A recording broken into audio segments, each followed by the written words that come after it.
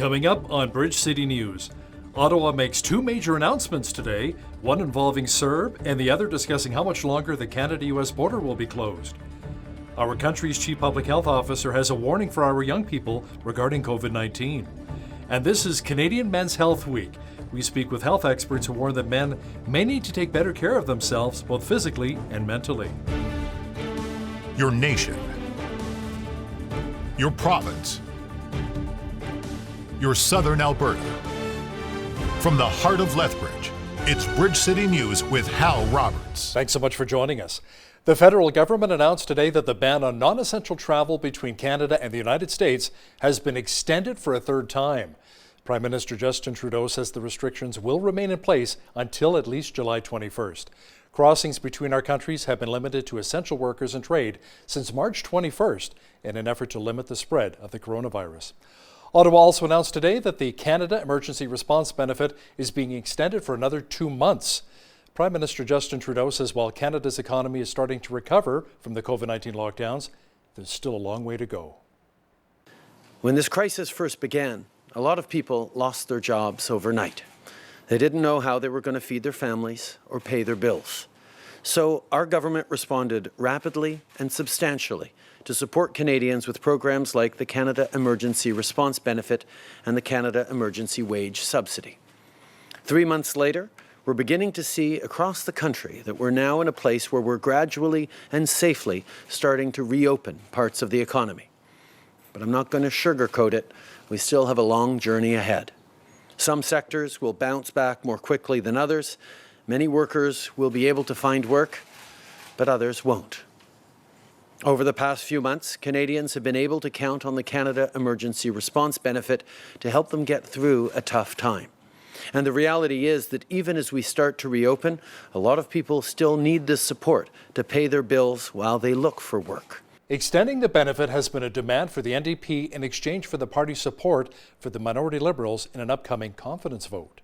There's a number of things that we want to see happen, but right now that is a first and foremost step that needs to happen. There's going to be millions of Canadians that have no support in just a couple of weeks, and they need to know that there's going to be help for them. Prime Minister Trudeau says his government will continue to look at changes to mandatory minimum sentences. He says he will also look at other measures to ensure the justice system is not unfair to Black and Indigenous people.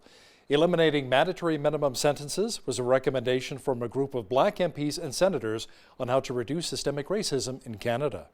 There's a clear message today from the Parliamentary Black Caucus to that effect, and we're going to continue to look at that and other measures that we can move forward to make sure that our justice system does not continue to be unfair towards racialized Canadians and Indigenous Canadians. Many parts of the world are on edge right now when it comes to how it's dealing with racism and equality for those who are of a visible minority. Now, when it comes to the federal government, our country's Treasury Board president says Ottawa needs to bring in more minorities within its own operations. Jean-Yves Duclos says it's the government's responsibility to find barriers to advancement and to help get rid of them. At the public service level, it's particularly among the higher level public servants that the lack of diversity is more present, and where the absence of Black public servants is noticeable. Outside of the direct public service, I may also add that we have made some important progress in the last 4 or 5 years. For instance, the percentage of nominations of Black Canadians, nominations made by the federal government, has doubled from about 4 to about 8% in the last 4 years. So this is good. It's not enough yet, but we will be working obviously very hard to improve that. A Lethbridge Métis group has hired a new executive director, and just in time for National Indigenous Peoples Month. John Pogorzelski has been on the job for only a few days for Lethbridge Métis Local 2003, and he says he has high hopes for his new position.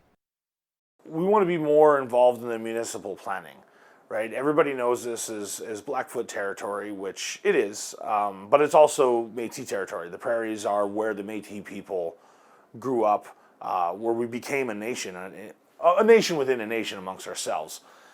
So for us, it's important to kind of maintain our traditions and let the younger generation know of the customs and the values that Métis people hold. It does get lost. A lot of people don't even know Métis people are Indigenous. They just feel you're half First Nations, half European, which that's not the case. We're our own culture. We're our own people. So getting that out there and letting people know who we are it's important. It's important. According to a 2016 census, there are more than 65,000 Métis people living in Canada. It's Canadian Men's Health Week, and stats from the Canadian Men's Health Foundation have shown some sobering numbers on men's health.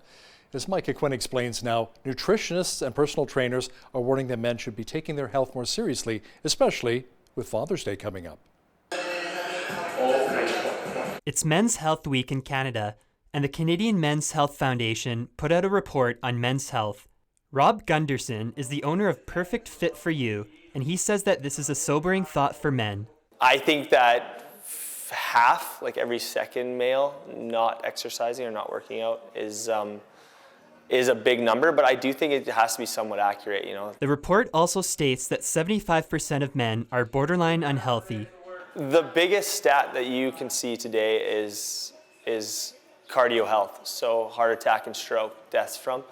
And that being said, the only way to not become a stat of that is exercise and fitness. So getting on a treadmill and getting your heart rate up, and that cardiovascular exercise, training your heart, is huge. So Justin Wilson is the owner of Impact Nutrition, and he says that as you age, it becomes more important to eat healthy.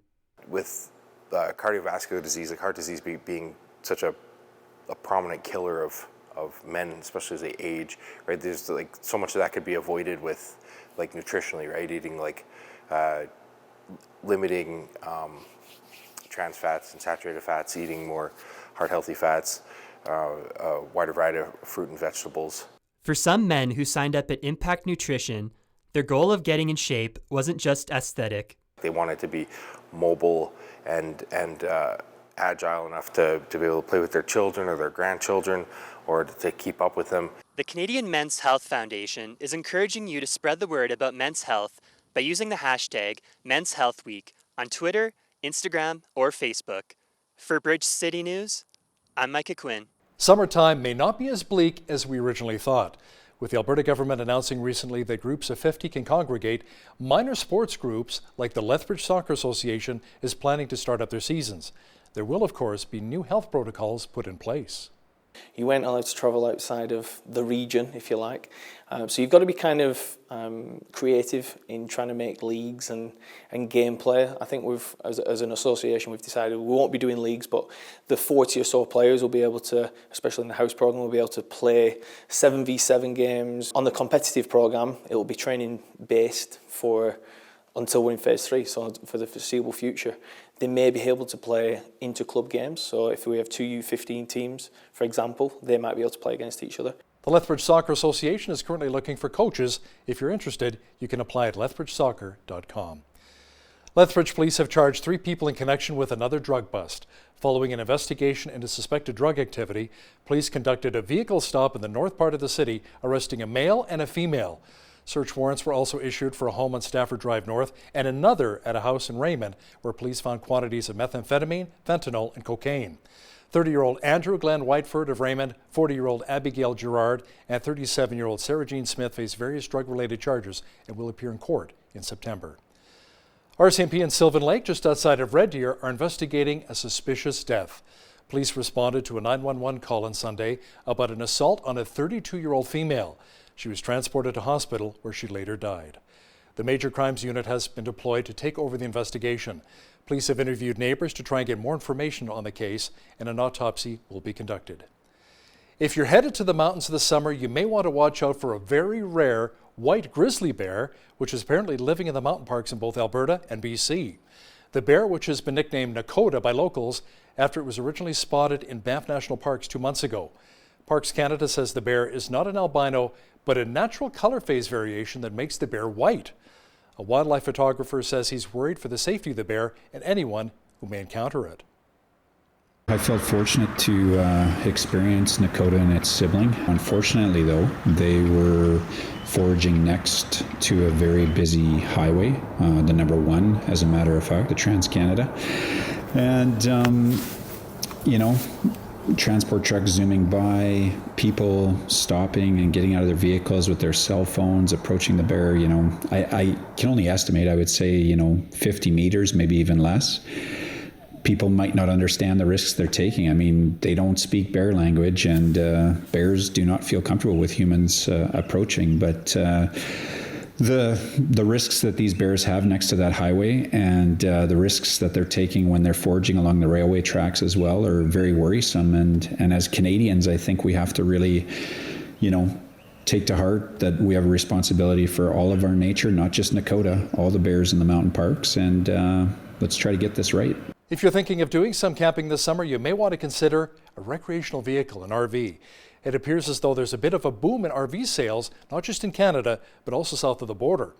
Vacationers who are tired of being cooped up during the coronavirus pandemic are seeking ways to travel safely and to explore nature. So you could take an RV, go away with your family, and stay out in a campground or in the woods and be by yourself. And so now the RV industry is on fire because everybody stayed at home 60 to 90 days. They're tired and they want to get away. Step inside. If you have your own camper and you keep it to yourself, you don't have any risks there. And you can still travel, you can still go on vacation, but you know that everything is sanitized, is yours. If I have it, I don't want to give it to anybody. And then I don't want anybody to give it to me. So the distance thing is really a smart idea.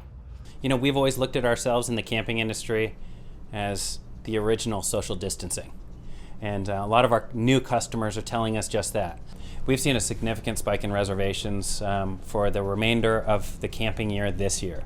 Young people should know that they are not invincible when it comes to COVID-19. Now that's the message from our country's Chief Public Officer of Health, Dr. Theresa Tam. She says there are cases in Canada of young people also coming down with the virus, and they have to better protect themselves. For areas where COVID-19 is still active, it's recommended that you wear a non-medical mask or face covering when you can't keep that 2-meter distance from others. This is really important, and I've heard from my colleagues that younger people are going outside and may not be respecting some of these public health advice, so please listen to your local health unit. And even if you feel you're young and somewhat invincible, that is not the case. Young people have got sick and been hospitalized with COVID-19. And you can spread this virus to others. This virus is a bit hidden. It can transmit in a sort of stealth-like fashion in hidden chains of transmission. And you can then impact people who are more vulnerable. The province of Ontario announced that stage 2 of relaunching their economy will take place Friday for all regions except for Toronto, Peel, and the Windsor-Essex areas. Ontario Premier Doug Ford says his province is finally getting ahead of the curve when it comes to the coronavirus. Today, we continue to report lower than 200 cases of COVID-19 here in Ontario. This is the lowest day-over-day increase we've seen since late March. And while our cases continue to trend downwards, our testing numbers are climbing. Here in Ontario, we've processed over 1 million tests since the start of this outbreak. And I want to thank each and every one of you because it's your commitment, your dedication, and the progress we've made together as a province that has saved lives and sent more people back to work as we continue to reopen the economy. Ontario reported another 11 COVID-19 related deaths today, along with 184 new cases of the virus. With the initial surge of COVID-19 cases over south of the border, many hospital workers in New York City are adapting to the pre-vaccine era, recovering from the emotional trauma of the pandemic while bracing for another possible wave of infections. So far, more than 17,000 people have died from the virus in New York City. So I think the phase we're in right now is a recovery resilience phase. We're on the other side of the bell curve of the first large surge. So we're taking advantage of record low volumes in our emergency departments to kind of take stock of what we went through during the surge, helping our providers, our staff, our nurses heal from the emotional and psychological trauma. We're also taking stock of what we put in place under pressure that we want to continue and hardwire the lessons learned, but also preparing for future waves, and especially the dreaded second large peak aligned with flu season in the fall and winter that we're afraid of. The world is watching what's taking place in both Seattle and Portland as autonomous zones known as CHAZ have been set up. Some call it a country within a country. U.S. reporter and one of our regular contributors, Lisa Daftari, says these new zones are the result of all of the protesting which took place following the death of George Floyd. Many of the protesters are now just having one big party. This is what it would look like, complete anarchy. And I thought about that this morning, that you guys are looking right down below the border and seeing that this is happening so close to Canada. Complete anarchy, complete anarchy. For now, they're very happy. It's like a carnival, right? They're passing out food and there's music and there's street festivals.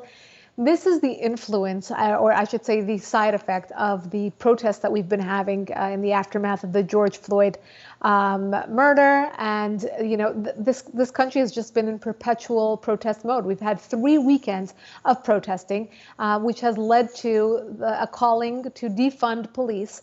Catch my full interview with Lisa Daftari discussing some of the major challenges our neighbors in the U.S. are having right now and its impact on Canada. That's coming up in the second half of our show. North Korea blew up an inter-Korean liaison office building just north of its heavily armed border with South Korea. Officials say it was a dramatic display of anger that sharply raises tensions on the Korean peninsula. It also puts pressure on Washington and Seoul amid a deadlock on nuclear diplomacy. You know, passing gas is never considered polite, but police in Vienna, Austria are now having to defend how cutting the cheese can be a criminal offense. An Austrian newspaper reports a man has been fined 500 euros for loudly breaking wind in front of police. He was cited for offending public decency. Police say the man was putting up a stink and being uncooperative during a recent encounter with officers. I think there's a joke in there somewhere. We had kind of a mixed bag today. Sunshine mixed with clouds and spotty rains in certain parts of central Alberta and southwestern Alberta. More showers are on the way. Full weather details are on deck.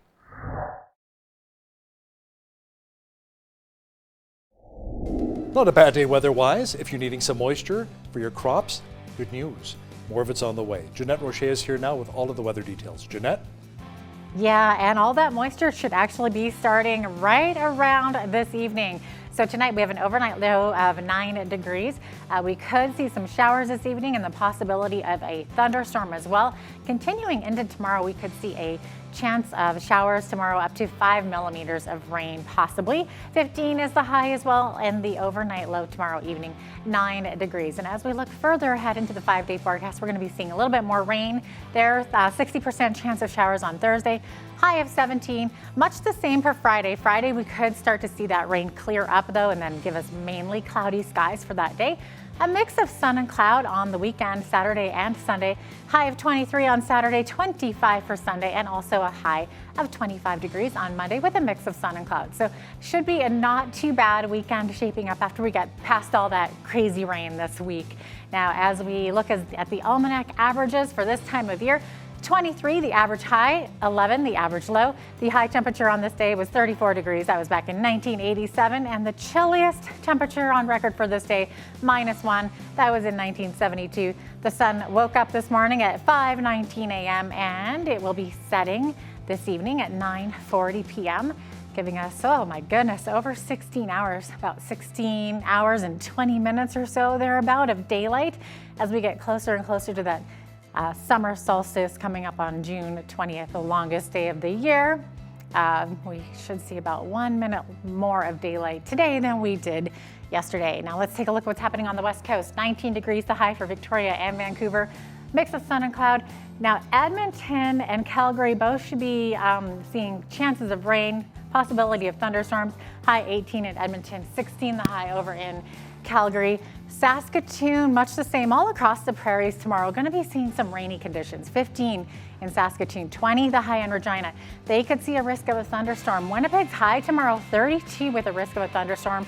Winnipeg this afternoon, by the way, was reaching Canada's hot spot. Now let's take a look at what's happening over here in central Canada. 27 the high for Toronto, lots of sunshine. Sunshine and 30 in Ottawa, and Montreal's high 31 degrees with lots of sunshine. Much the same over in Atlantic Canada. Fredericton's high 30 with sunshine. Halifax, mainly sunny skies, 28. Charlottetown, a mix of sun and cloud with 20 being their high, and St. John's, Newfoundland could see a high of 18 degrees tomorrow with lots of sunshine. What a nice change for Atlantic Canada after all that rain that they experienced recently. There you go, that is your weather. McDonald's says sales are gradually improving as more of its restaurants reopen for inside dining around the world. The Chicago-based fast food giant says global sales at locations open at least a year were down 21% in May. Now that was an improvement from a 39% decline in April. 90% of McDonald's restaurants around the world were open at the end of May. That is up from 75% at the end of April. David's Tea says it has not paid rent at any of its locations since last March due to the COVID-19 closures. Company officials say they may pursue a formal restructuring depending on how negotiations with landlords go. The Montreal-based tea seller says it cannot predict when and if many of its retail stores will open. David's Tea says it did not renew 3 store leases in Canada and it's negotiating to exit 8 more stores. The commentary came as the company announced a net loss of $5.7 million for its fourth quarter ending on February 1st. Bombardier closed down more than 11.5% on the markets following the announcement that it will be dropped from the TSX Composite Index next Monday. The list of 14 companies being delisted from Canada's Blue Chip Stock Index on June 22nd includes fast food company MTY Food Group and Quebec-based cannabis company Hexo. A range of criteria determine a stock's eligibility for the markets, including market capitalization and liquidity. Bombardier's shares have slumped over 75% so far this year. The union representing essential workers as some of Canada's major retailers are pushing back against the decision to eliminate wage premiums. The extra pay was implemented to compensate employees for working during the height of the COVID-19 pandemic. Unifor President Jerry Diaz says the pandemic is not over, adding the workers are no less at risk and no less essential today than they were yesterday. The union, which represents some Loblaws and Metro employees, wants to make fair pay permanent. Now, here's a look at today's markets. The TSX was up 156 points to 15,515. The Dow was also up 526 on the day to 26,289. The S&P 500 was up 58 points to 3124, and the Nasdaq was up 169 on the day to finish at 98.95.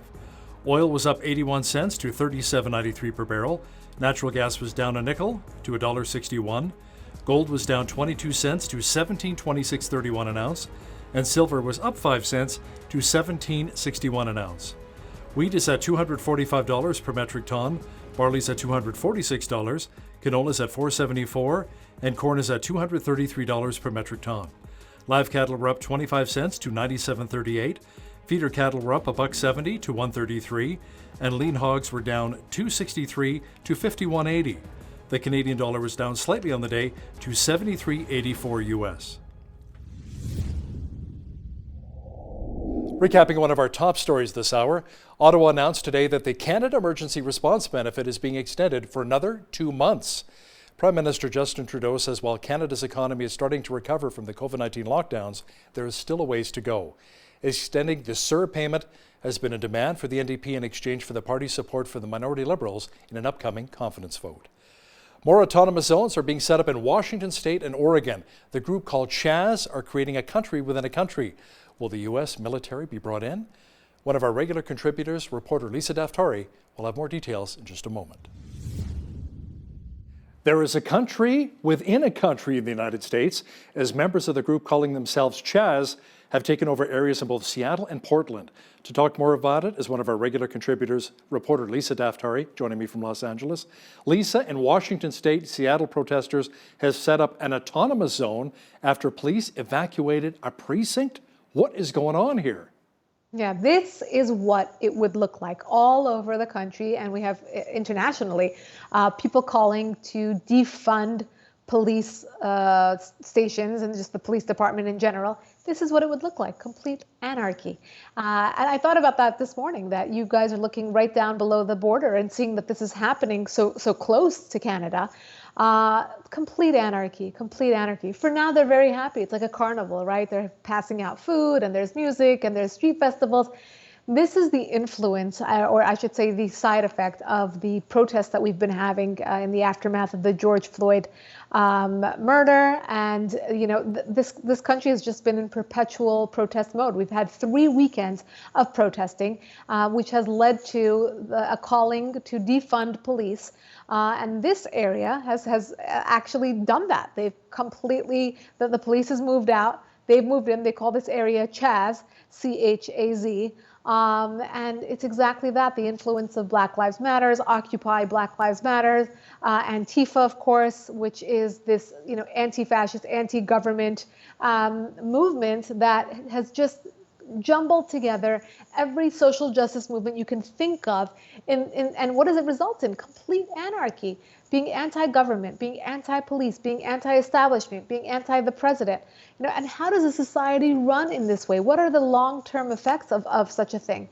And in the short run, this is being celebrated by those who support it and by those who are just witnessing something.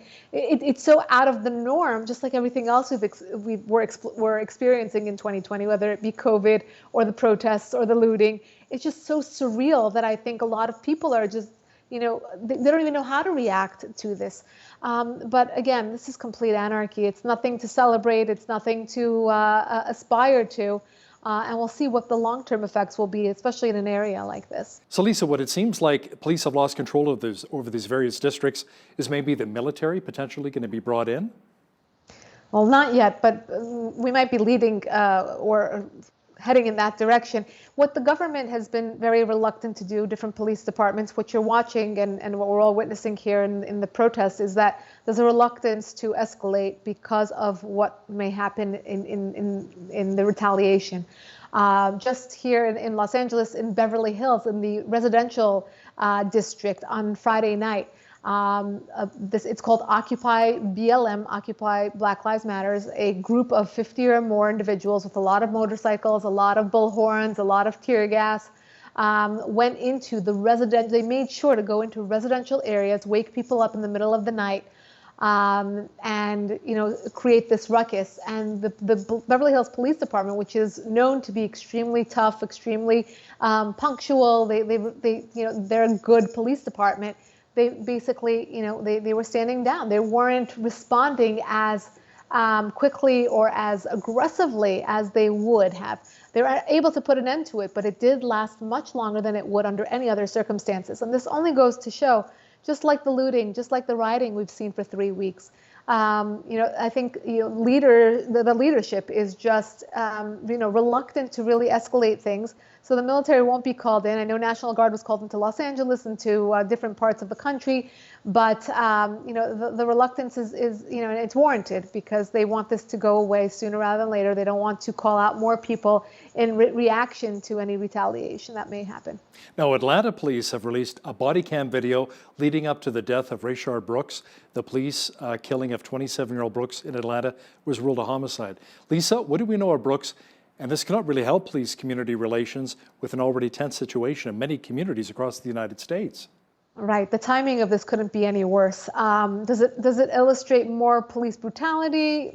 Perhaps, but under other circumstances, would we give this story a fairer chance to understand what the police were experiencing? And let me explain. I think people are so quick to say, "Oh, are you taking the side of the police? This is police brutality. The guy didn't need to be killed because he was drunk at a Wendy's." Well, yes, but he did steal a weapon from the police officer. I've read reports that he was drunk to the extent that he was completely belligerent, completely combative. He wasn't, parts of this are on the video and parts are not. So you do see in the video that he is resisting arrest. He does take the weapon from the officer. He does run away and he does turn around to point that weapon at the officer. And under normal circumstances, for a police officer to use a taser, it's considered a weapon. But in this case, they're not calling it a weapon when it's in the hands of the perpetrator. So they're saying that, well, he just had a taser, why shoot him? And again, we're in very, very sensitive times. These are, the tensions are high. So right then and there that night, that same Wendy's where this man was found was burned.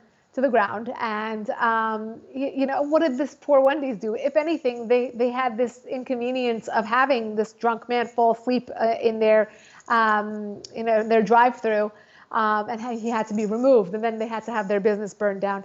What do we know about him? He's the father of 4. He's being painted out to be the quintessential father, and it was his daughter's birthday the next day. They were waiting for him at home. Well, then why was he drunk? So there's a lot of that doesn't add up. Now, should he have been killed? I mean, who knows? I think that is for experts and people who need to look at not just bits and pieces, but the entire story. And that's the problem. I mean, it's the blessing and the problem this day and age. You have smartphones, you have the dash cam from the officers. You have a lot of technology, but there's also a chance for it to be edited. There's also a chance for it to be just a part of the whole picture. So I think this warrants much more investigation. But again, under the current timing of the situation, it's being looked at as another case of police brutality against an African-American man. Let's circle back to the death of George Floyd for just a moment here. It's impacted many people around the world, including us here in Canada. Now, Lisa, in Japan and New Zealand, they're not only mourning the man, but are seeking change. What kinds of change? Yeah, I think this is being seen as, a huge catalyst to end any sort of racism around the world. Now, every country in their own right and in their own perception looks at racism very differently. In one country, it might be a black-skinned person. In another country, it might be someone of a different faith or a different ethnicity. So, all around the world, this is being seen as how can we do better? How can we look at this as a teachable moment? Ironically, in Iran, of all places, where everyone is discriminated against, I mean, the human rights record there is just egregious. Women are discriminated against. Gays don't even exist in their minds. Blacks, I mean, across the board, there are awful human rights record. And they have a street called George Floyd Boulevard already in honor of George Floyd. And they're pointing fingers at the United States saying that they have a problem. We have a problem here with racism. So it's being both used and abused around the world as really a calling of sorts to reflect and see how everyone can do better. It's interesting. I have an ex-colleague who I worked with in television in Toronto who moved to Tokyo, Japan, and he told me he had a hard time going into local restaurants. They had signs saying no foreigners allowed. Renting an apartment complex, the same thing, big signs, no foreigners allowed in Tokyo, Japan. And now people in Tokyo who are demonstrating say their own country must deal with its own race problems, and it's pretty deep. Yeah, I believe it. I've never visited Japan, but I believe it because, as I said, I think every country experiences racism in a different way, and their perception of what is acceptable is different. If you live in Sweden, you see normal as one thing, and if you live in the continent of Africa, you see normal as another. But I think, again, this is being looked at as a moment that can bring about a lot of change. It's very ironic. This man, George Floyd, is being celebrated in so many ways, and not that he deserved to be killed. That was absolutely a case of police brutality, a case of an arrest that went way too far, the violence that was not justified. And I can't say that enough, and I can't emphasize that enough. But at the end of the day, the man had a criminal record. The man is not somebody who, you look at and want him to be the Gandhi of our time, but yet he has been so symbolic for so many countries and so many different movements that call upon his name and are seeing him as this symbolic face of change. I think it's just warranted. I think we've come to the time come to a time and place in history where we're thinking to ourselves, it's 2020. How did we get here? How did we get here? How are we still wearing face masks to walk into the public? And how are we still discriminating against X, Y, and Z, whatever that may be, skin color, ethnicity, eye color, hair color, etc. Yeah, let's talk about that COVID-19 pandemic, another real issue in our society right now. Not far from you is Disneyland in Anaheim, and critics say reopening the Magical Kingdom, Lisa, too soon could be devastating during the coronavirus pandemic. Thousands have signed a petition asking to delay the July opening. Tell me more about that. Yeah, people are worried. Look, when you think of big masses of people gathering, Disneyland is one of the places that comes to mind. On a given random Monday afternoon, that place will be packed to the brim.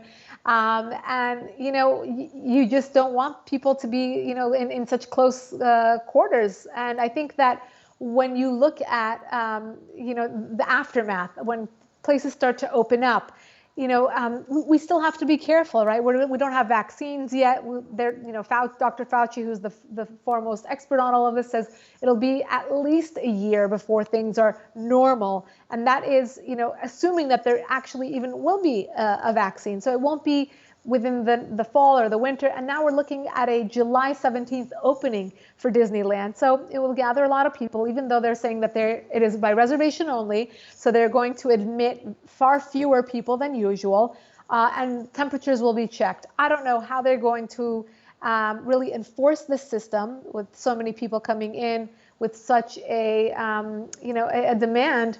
I think kids have been too excited to get back to Disneyland, and I get it. I get both sides. People are excited to get back to life as usual. It's summertime. What do you do with your children when there's no camp and there's no recreation really?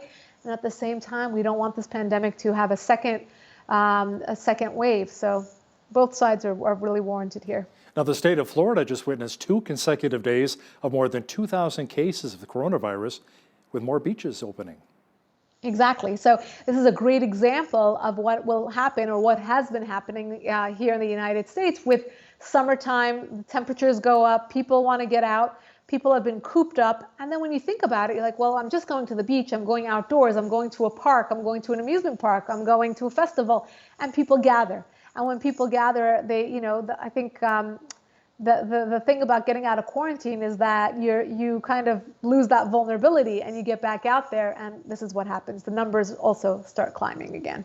Now, the state of Texas also recorded its highest number of COVID-19 hospitalizations so far during the outbreak. Right. This is a very surprising statistic right alongside Florida. We saw big cities have these kinds of numbers, LA and New York being two of the most, the highest numbers in terms of COVID cases, but now you're seeing it in other places that aren't as populated. And again, temperatures are up, people are out, and people are less careful. I think what happens here is that, I think when people are told a certain number of people will contract this virus, a certain percentage of the population will contract this virus, and people are at home, businesses are closed for a long period of time, and that doesn't really come to fruition, meaning we just went under that number. When you get back out there, you think, well, is this really that bad? Or I'm outside, this can't be that bad. So unfortunately, I think we will experience a second wave here in the United States, and the cases that you're stating are evident of that. Europe is taking a step towards a new normal as many countries are opening their borders, but only to fellow Europeans or Germans who want a holiday maybe in Spain or Portugal. After 3 months of coronavirus lockdowns, Lisa, tourists from the US, Asia, and Latin America will have to wait a little bit longer, however, to go to Europe.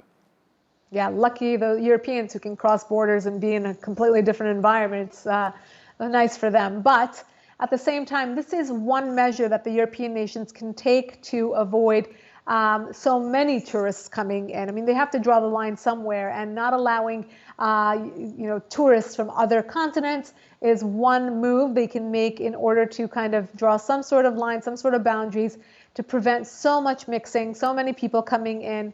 And again, they really had it bad, particularly in Spain and in Italy, where they flattened the curve, but after so many deaths and so many cases, so they're just getting back up. But again, remember, tourism is a big part of the economy in Europe, particularly the summers. And if they don't allow this, the economy to pick up and open up back again, they're going to have a lot of trouble getting a lot of those businesses back up and running. And in Pakistan, government officials there say COVID-19 cases could rise to 1.2 million by the end of July. Yes, and what's ironic about places like Pakistan and India rising in cases is the heat. We've been told that the heat actually will kill this virus, and particularly in humid places, the humidity kills this virus. Dry heat will not. That's at least what we were told. So in places like Pakistan, India, where it is very hot, where it is very humid, where they did not have so many cases, now you're seeing a lot more cases. But let's also remember that per capita, they're still on the lower end. There's just a lot of people, and they're very densely populated. So that's why you're seeing such a surge in these cases. Our foreign affairs expert, Lisa Daftari, joining me once again from Los Angeles. Stay safe, Lisa. You too.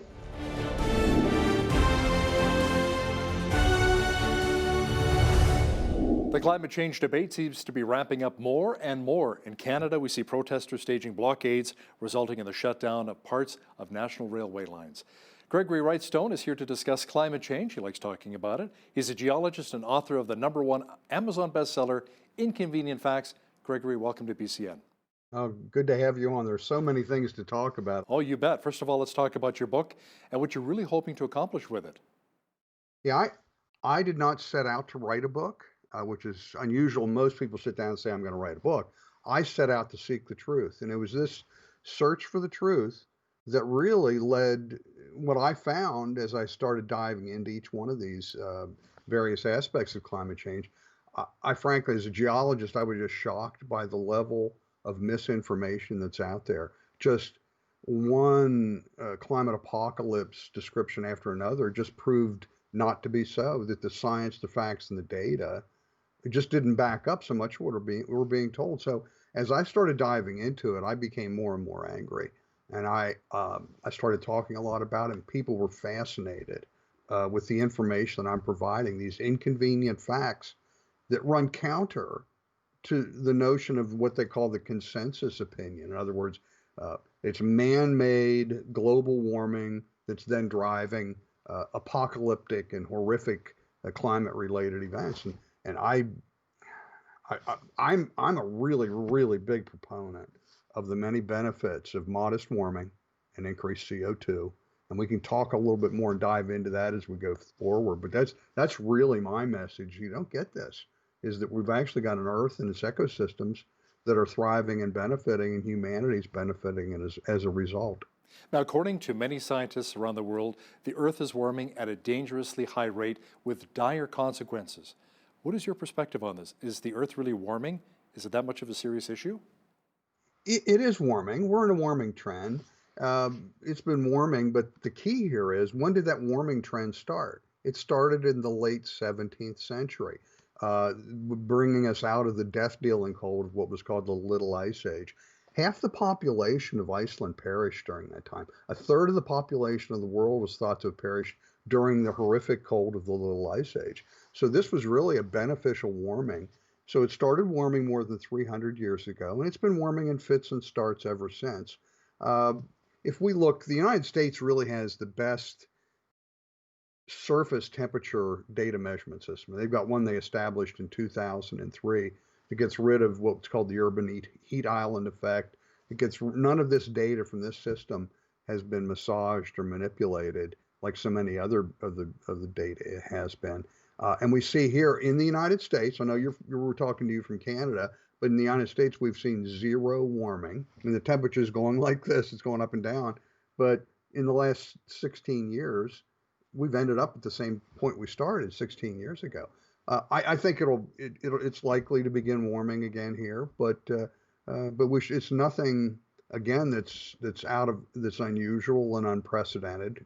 And if we look over the last period since the end of the last ice age, we find that there have been 9 other warming periods that look very similar to what we see today. So again, we look back and see that these warming periods are nothing unusual, nothing unprecedented.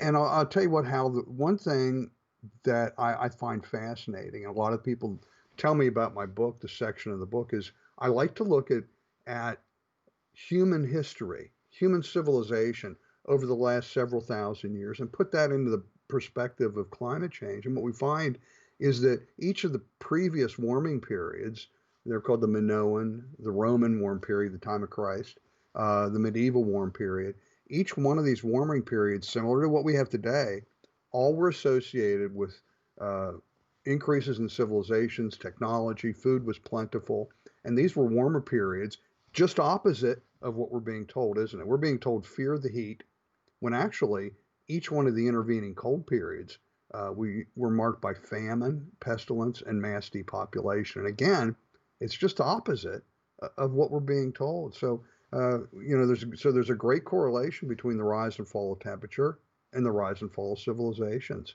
Fear the cold. Is an increased amount of CO2 really bad for the Earth? We hear all of the time how it's important to cut down on our carbon footprint. No, and in fact, if you would look on the back of my white SUV, I've got a bumper sticker that says, "I love CO2," and I've got I was at the gym this morning wearing my I Heart CO2 t-shirt. So no, I'm a huge proponent of the many benefits of carbon dioxide. Carbon dioxide's fueling plant and crop growth. Carbon dioxide increases means that each of the plants don't need as much water. Think about it. Because of the CO2, there's the photosynthesis process. They use CO2. With more CO2 in the atmosphere, they don't have to, what we call transpiration. It's breathing in and out. They don't have to, because they don't need to do that because there's so much more CO2. And that means they're not losing water. They're not sucking it out of the ground. And again, what's fascinating, we don't hear about it, but because they're not using as much water, that leaves more water in the soil. Increased soil moisture is leading thought to be part of what's leading to a decrease in forest fires and a decrease in drought. Again, just opposite of what you're being told and what the media promotes. It's crazy. It's just one thing after another. It's being misrepresented to you and your listeners. Do we have an accurate way of knowing how much CO2 is actually in our atmosphere is man-made as opposed to the CO2 that comes from natural sources? Well, we've increased CO2. We're at about, I'm not going to throw out a bunch of numbers, but we're at about 410 parts per million right now. So we've increased 130 parts per million since the beginning of the Industrial Revolution. If we look at it throughout Earth's history, though, we find, again, we're at 400, more or less, a little bit over 400. Throughout all of Earth's history, the average CO2 levels were 2,600 parts per million. 2,600, 6.5 times what we are today. And plants, ecosystems thrived. And so if you really look at it, we're actually, compared to Earth's history, and as a geologist, that's what I do. If you put it in the big perspective, we don't have too much CO2. We don't have enough. We're actually CO2 impoverished.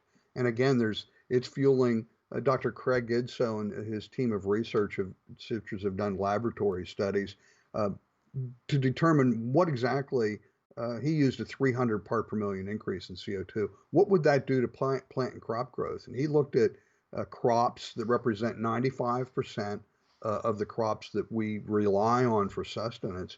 And he found that some benefit more, some less. They all benefit to some degree. But the average was an increase of 46% of biomass, the weight of crop growth.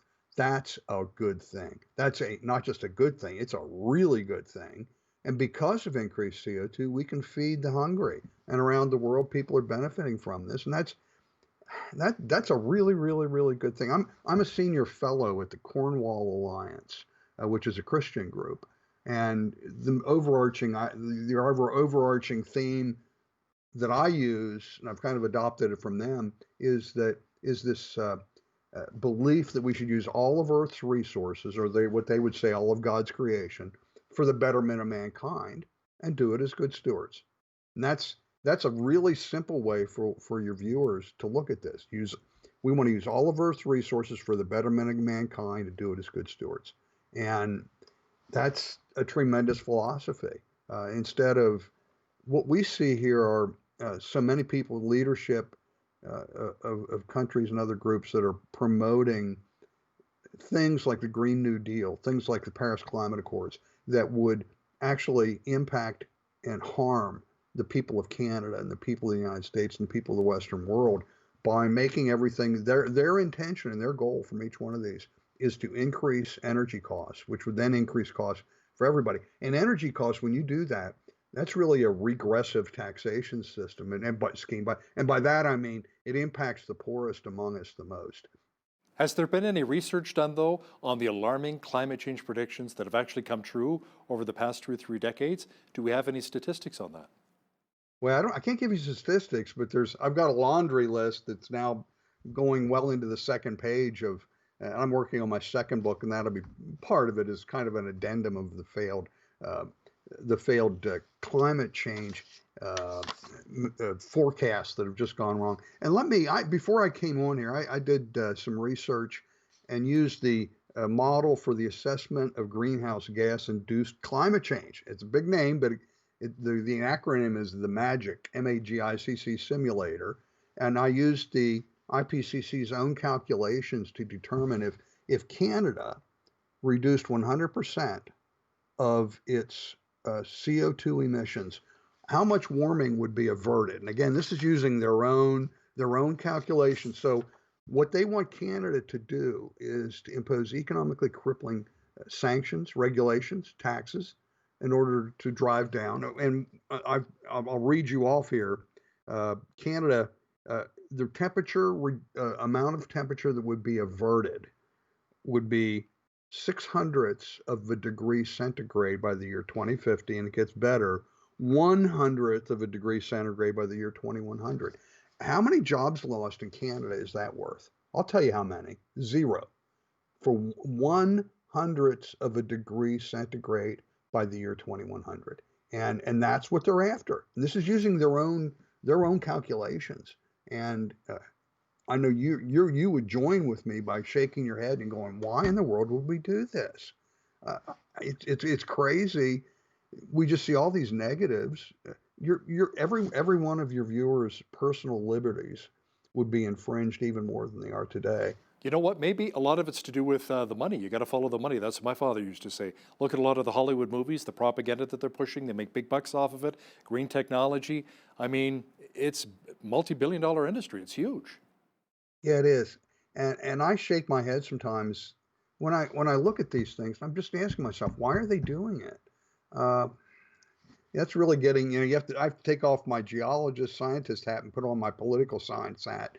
And I get asked this question, well, you're telling us we're being lied to. Why are they doing it? I mean, you're just as qualified as I am. And everyone watching this is just as qualified as I am to come up with reasons why they're doing it. You know, we can talk about taxation. It's going to be this big pot of money for each government. They like that. Greater control, is it turning more of the responsibility over to the UN? I don't know. It's always a good question. What I try and do when I get asked that question, but why, I always say, well, I'm a scientist, and I can show you the science, the facts, and the data that says they're lying about this, they're lying about that, the media says this, and I can show the data that disputes it. And there's some, probably one of the ones that was so obvious and really, really irritated me was this. Back in November, the United Nations issued this report on a pending mass extinction. And they reported that up to 1 million species would go extinct over the next several decades. Well, for that to happen, you'd have to have 25,000 to 30,000 species go extinct per year. Well, I went back, my alarm started going off when I read this. And I went back and I said, okay, I went back and looked at the exact same data the UN used. The UN only looked at one data point per century and then added one on top of the other. Their chart looked like it looked really scary. I went back and looked at the same data on a decade by decade basis to show a significant decline for the last 120 years, completely opposite of what the UN. And remember I said you needed up to 30,000 extinctions per year? You know what it's been for the last 40 years? Two extinctions per year, not 2,000, not 200, 2 extinctions per year. And they're going to say, oh, well, we'll get to 30,000 pretty soon. No, we won't. No, we won't. And the big story from that UN study should have been, oh, we're going into this mass extinction event. What they should have said, we're doing as humanity, we're doing a really, really good job protecting our endangered species, and we should be proud of it. Teenage climate activist Greta Thunberg will be the focus of a forthcoming BBC documentary series. Gregory, should young people on the other side of the debate also have their voices heard? They should, but one should also have it based on science and fact. There's so much of what she thinks she knows that's incorrect, and there's so much about the climate change science that she's just blissfully unaware of, or maybe, and I think she is. I'm not going to impugn her with. But I will say I might have been wrong about her for the last several months. I've been calling her anti-capitalist, but she just signed this lucrative deal to do this documentary, so maybe she is a capitalist after all. The people in the BBC that are funding the BBC are outraged about this. And the funny thing is, this documentary will be on her. and it's being done under their science, the aegis of the science part of the BBC for this documentary on climate. It would be like saying, I compare it to doing a documentary on Thomas the Tank Engine and calling that a documentary on the history of railroads in Canada. There's going to be very little science, but a lot of political spin. Gregory Wright-Stone is a geologist and author of the #1 Amazon bestseller, Inconvenient Facts. Thanks for joining me today from Pittsburgh, Pennsylvania. Thank you. On behalf of all of us here at PCN, I'm Hal Roberts. God bless. Thanks so much for watching.